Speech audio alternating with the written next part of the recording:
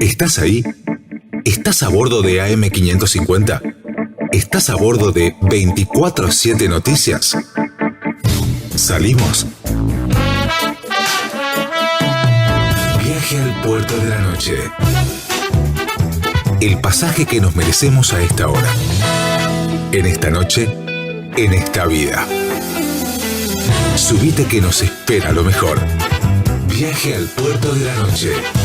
Conduce el escritor y periodista Sergio Sarachu. Patricio Donato, qué alegría tenerte por aquí, por el Alto Valle, a través de la imagen, del sonido, y muchas gracias por recibirnos a esta hora allí en Mar del Plata. ¿Qué tal, Sergio? Buenas noches, ¿cómo va? Un gusto para mí, bueno, participar de vuelta, que me invites a participar de tu programa. A esta hora, sí, no hay problema, ahora la casa está tranquila, así que podemos hablar. Claro, es que Patricio, es inevitable que volvamos allí a buscarte porque sos de las personas que más horas le dedican a investigar estos temas. Y yo creo, Patricio, que es como decía al principio, ¿no? Horas y horas buscando el tema, buscando fuentes, buscando información, chequearla, luego escribirla. Te tiene que mover una pasión muy grande. Sí, en mi caso yo siempre me gusta resaltar que lo mío es vocacional, sí, pues mi profesión no tiene nada que ver con esto, yo soy ingeniero electrónico, pero bueno, es una inquietud que tengo desde hace mucho, que está relacionada con la Patagonia, con mi tierra, y bueno, es un hobby, entonces uno los hobbies los hace porque le gusta y le dedico tiempo y busco tiempo de donde no hay. En otros momentos nos han unido otros temas, pero hoy vamos a entrar en este tema, Patricio, de este proyecto de unir el Océano Atlántico con el Océano Pacífico, uniendo, creo yo, lo que es Comodoro con la región de Aysén, ¿verdad? Sí, más o menos, a grosso modo, esa era la idea, ir más de la bahía de San Jorge, el Golfo de San Jorge, perdón, cerca de Comodoro, hasta lo que es Caleta Tortel, en la región de Aysén. Claro, claro. Este proyecto, más o menos, ¿de qué época data? ¿Cómo fue que surgió? Vos estuviste recopilando mucha información, Patricio.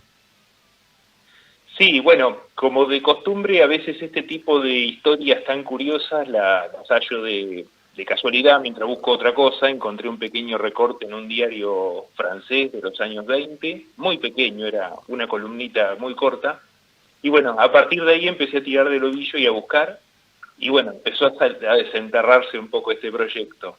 Estamos hablando de la década de los 20, ¿sí? Más exactamente en el año 22, 1922, o sea, casi un siglo. Claro. Y el contexto en el que esto se da es que en 1914 se había abierto el Canal de Panamá, en agosto, por lo cual el tráfico marítimo que antes tenía que dar la vuelta por el Cabo de Horno, el Estrecho de Magallanes, ahora ya no necesitaba bajar tanto y podía cruzar por un lugar mucho más cómodo. Claro. En ese contexto es que empiezan a surgir ideas de canales alternativos, como bueno, los nicaragüenses tenían uno que al día de hoy lo tienen en estudio, Exacto, es un canal alternativo. Pasa al sur de Managua. Exactamente, aprovechando un lago muy grande que hay Claro. en el centro de Nicaragua. Y bueno, y de repente aparece este otro proyecto, o sea que la verdad no recuerda a nadie, que está enterrado en un par de folletos o documentos muy viejos, que era hacer una unión interoceánica en la mitad de la Patagonia, básicamente. Claro, claro. Cuando se hace la apertura del canal de Panamá, claro, se lleva todo el tránsito que antes pasaba, como vos decías, por el sur. Y bueno, a este hombre, Rodríguez del Busto, ¿verdad? Es el Sí, autor. Antonio Rodríguez del Busto. Ajá. Que es un hombre al que lo movían estos desafíos de construcciones así un tanto faraónicas, ¿o no? Es un personaje de estos muy peculiares que se daban, estos aventureros que había a finales del siglo XIX y principios del XX. Era un gallego que había venido a Argentina en 1860, muy joven, tenía 20 años, menos de 20 años, perdón, y participó incluso de la guerra con el Paraguay, después se asentó en Córdoba, donde tuvo algún éxito como inmobiliario, con negocios inmobiliarios. De hecho, Rodríguez del Busto llegó a ser intendente interino de Córdoba durante unas pocas semanas, en el año 1887, así que tuvo su paso efímero por la gestión municipal, y tenía inquietudes científicas. La persona esta escribía libros, ensayos sobre cuestiones científicas, y bueno, le gustaba explorar estas ideas así un poco disruptivas. Claro. El proyecto se llega a presentar, se llega a diseñar. Bueno, allí estamos viendo la imagen de un libro, hay una publicación en francés también, y por lo que yo estuve viendo en tu blog, Bahía Sin Fondo, llega a presentarlo en Brasil, ¿verdad? Claro, justamente el proyecto este sale a la luz en 1922, cuando en Brasil se conmemoraba la independencia, el centenario de la independencia, y se realizó, entre otras actividades, un gran congreso de ingeniería en Río de Janeiro. Claro. Allí, en el marco de la Exposición Internacional de Río de Janeiro. Allí fue Rodríguez del Busto con su proyecto, que es ese folleto amarillento que se ve en tus imágenes. Así es. Con su trabajo que se titulaba Canal de Navegación Interoceánica a través de América del Sur. Y ahí es donde él, digamos, explayaba las líneas directrices o generales de lo que era ese proyecto, al que sin duda le cabe el título de faraónico, porque la verdad es que era de una magnitud impresionante. Claro, Patricio, entonces, el proyecto salía del Golfo, un poquito más al sur de Comodoro, y había que hacer una zanja hasta unir algún lago, ¿o no? Claro, como ocurre, por ejemplo, el Canal de Panamá. El Canal de Panamá está hecho aprovechando unos espejos de agua interiores en el continente que aprovechan porque le achican la cantidad de canal que hay que cavar, ¿no? Claro, claro.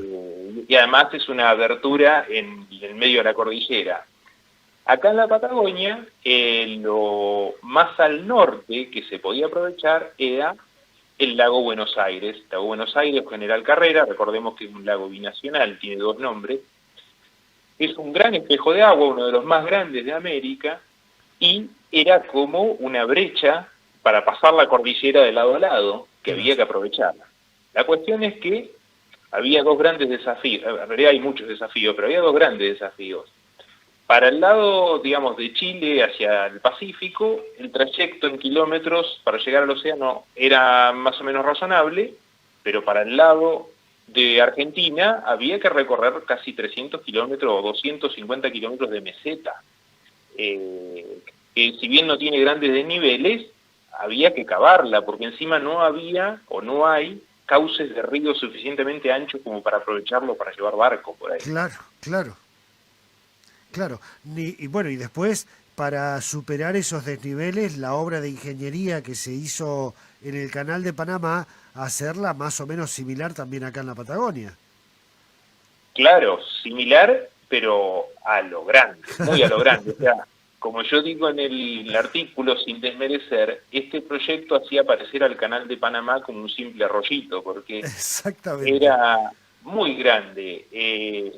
Sin ir más lejos, había que poner todo un sistema de esclusas para ir subiendo los 220 metros sobre el nivel del mar que está el lago Buenos Aires. Entonces había que ir subiendo desde el Atlántico hasta arriba y después había que bajar.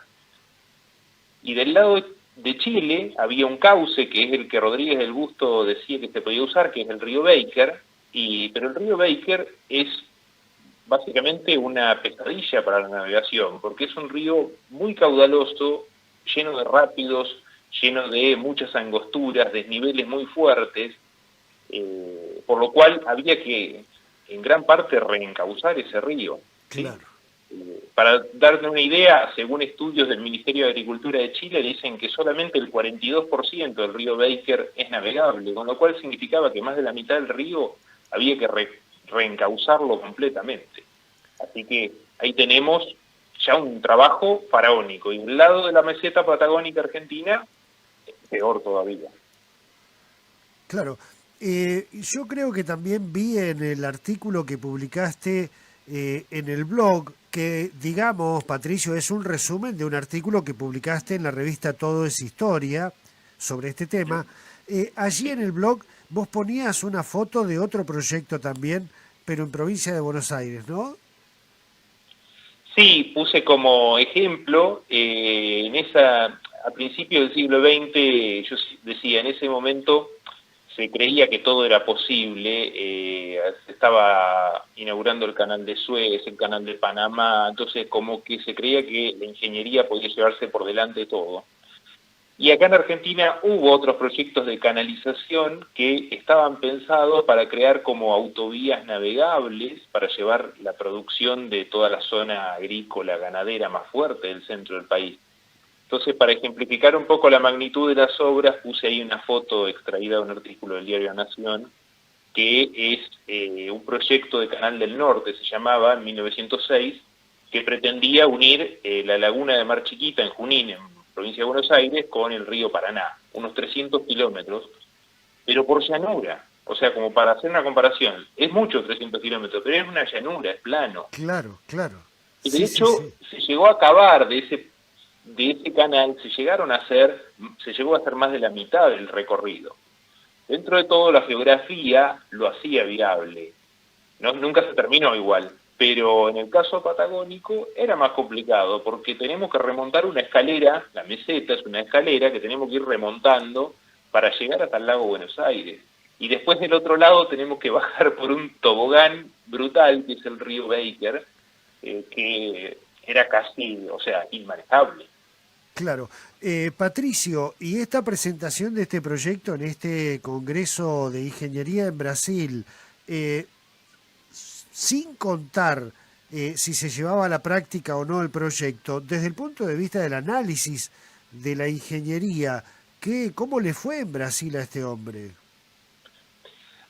Hay muy poco material al respecto. Las pocas notas que uno encuentra de época en alguna revista, como la Revista Diplomática de España, de la década del 20, o el diario Le Croix de Francia, también de los años 20, que levantan un poco este proyecto, o incluso algo en la revista Caras y Caretas, también de Argentina, de los años 20 se habla, dicen que fue un éxito, o sea que fue como aplaudido o elogiado. La realidad es que, salvo esos artículos, no he encontrado más eco. Es cierto que habría que revisar un poco más la prensa nacional o regional de la época, a ver cómo lo tomó, Claro. pero estimo que sí puede haber tenido cierto eco porque era un proyecto muy llamativo, o sea, al día de hoy sigue siendo algo fuera de lo normal, entonces me imagino que por ahí tuvo alguna repercusión, pero debe haber desaparecido muy pronto en cuanto alguien se puso a hacer cuentas de lo que implicaba esto.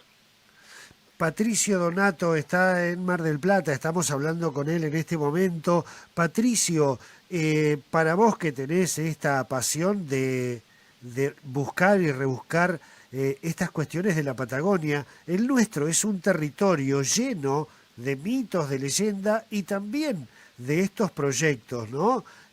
Recordemos, sin ir más lejos, yo uno de los primeros artículos que escribí en un diario de acá de la zona, el diario Río Negro, fue sobre el rey de la Patagonia.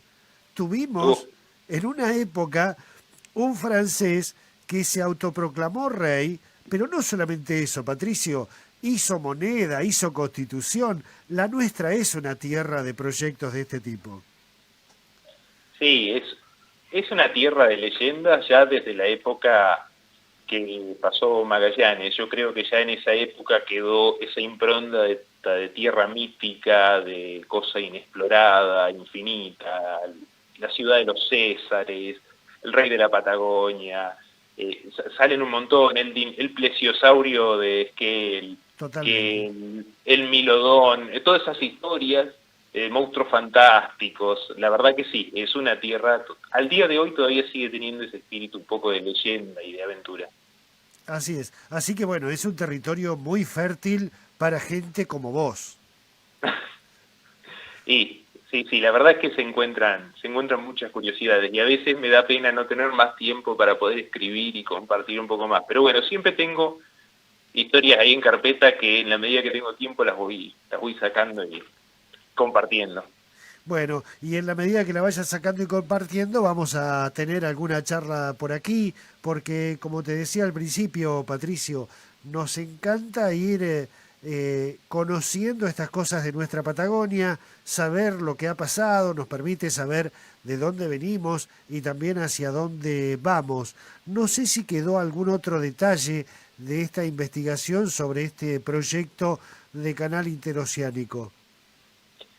No, la única por ahí reflexión ya un poco, por ahí digo, es un poco, por ahí un poco triste lo digo, que es increíble que un siglo después de esto, que si bien es un proyecto faraónico que por ahí no hubiese soportado el mínimo análisis de costos, aún el día de hoy todavía no tenemos una vía de comunicación fluida entre el Pacífico y el Atlántico en la Patagonia, ¿no? Se habla mucho del corredor bioceánico justamente ahí en Chubut, en el sur, entre lo que es Comodoro Rivadavia y Puerto Chacabuco, pero nunca termina de materializarse, digamos, una vía rápida para transportar mercaderías de un océano a otro por tierra, pero digamos de manera ágil. Y es una pena que 100 años después todavía nos parezca una utopía esa conectividad. Muchísimas gracias, Patricio. No, gracias a vos, Sergio. Un abrazo grande. Viaje al puerto de la noche. Conduce el escritor y periodista Sergio Sarachu.